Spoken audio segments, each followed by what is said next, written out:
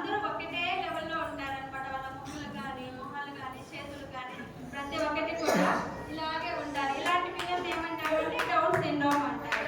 1866వ సంవత్సరంలో John Langdon down అనే ఆయన ఈ డౌన్ సిండ్రోమ్ గురించి కనుక్కున్నారనమాట.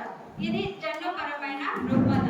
ఇది డౌన్ సిండ్రోమ్ డేగా మార్చి 21వ తేదీన జరుపుకుంటాము. ఈ రుగ్మతతో పుట్టిన పిల్లలకి ఎక్కువగా థైరాయిడ్ సమస్యలు ఉంటాయి, హార్ట్ సమస్యలు ఉంటాయి, వినికిడి లోపము ఇలాంటి సమస్యలతో ఎక్కువగా పుడుతూ ఉంటాయి. ఒక విధంగా ఆలోచిస్తే వీళ్ళని దీంట్లో 3 టైప్స్ ఉంటాయి. ట్రైజోమీ 21 అని, మొజాయిక్ డౌన్ సిండ్రోమ్ అని, ట్రాన్స్లోకేషన్ డౌన్ సిండ్రోమ్ అని 3 టైప్స్ ఉంటాయన్నమాట.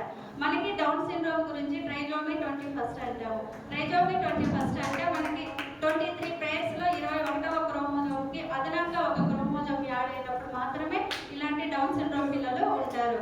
వీళ్ళు 1000 మందిలో ఒకరికి పుట్టే అవకాశం ఎక్కువగా ఉంటుంది. ఈ పిల్లలకి 14 సంవత్సరముల లోపున ఆడపిల్లలకు పెళ్లిళ్ళు చేసిన వాళ్ళకి చిన్న వయసులో అలాంటి పిల్లలకు పుట్టే అవకాశం ఎక్కువగా ఉంది. అలాగే తల్లి వయసు పెరిగే కొద్దికి 35 ఇయర్స్ ఏజ్ ఉన్న ఆడవాళ్ళకు కూడా ఇలాంటి పిల్లలు పుట్టే అవకాశము ఎక్కువగా ఉంది. ఇలాంటి పిల్లలు తల్లి గర్భంలో ఉన్నప్పుడు మనము 11 to 14 వీక్స్ లోపు డబుల్ మార్కర్ టెస్ట్ అనేసి ఒకటి బ్లడ్ టెస్ట్ చేస్తామన్నమాట.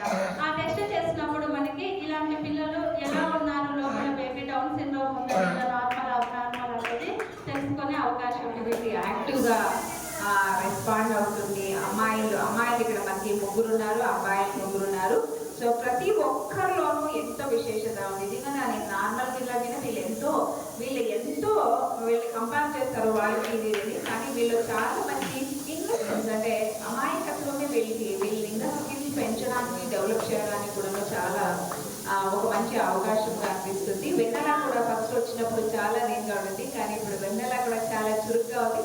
అదేవిధంగా ఇప్పుడు యోగా కూడా చేస్తున్నారు. యోగాలో, డ్యాన్స్లో, యాక్టివిటీస్లో, ఇంటి పనుల్లో.